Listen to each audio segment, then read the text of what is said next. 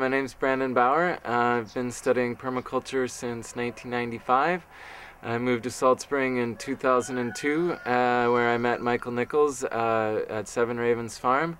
I'm one of the co-instructors for the permaculture courses that he's offering through the summer.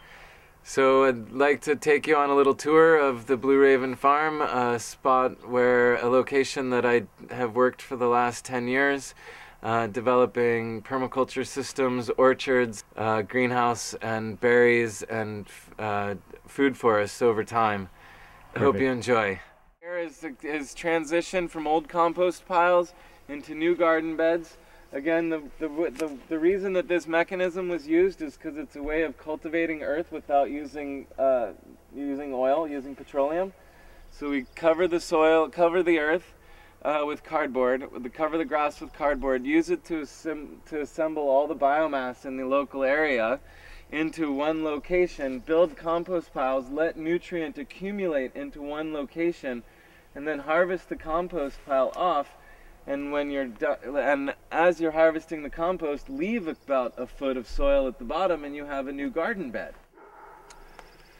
Let's go up and take a look at the solar shower, shall we? These are traditionally used for swimming pools, and people upgrade to natural gas.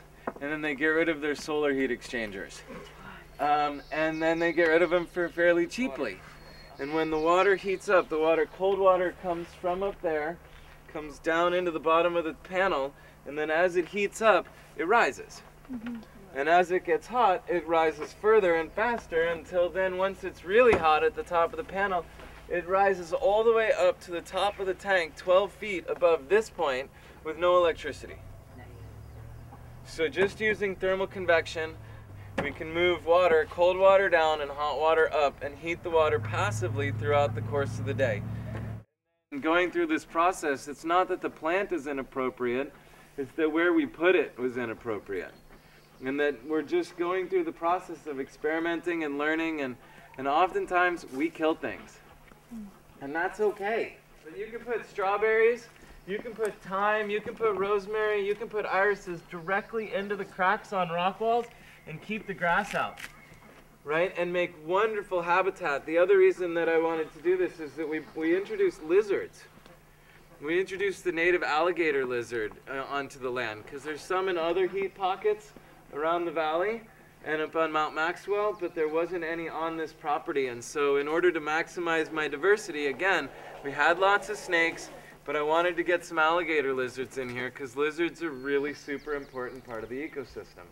The other thing that we did is we took the roof water catchment, when we did the rainwater catchment, the overflow for the rainwater catchment comes down the middle of the swale behind us through the terrace there. So more than 10,000 gallons of water get deposited uphill from these plants all winter long. So the grass is getting lusher, the lawns are getting lusher, we're catching and storing more water in the land itself, which then increases the overall nutrient capacity for the land to support life.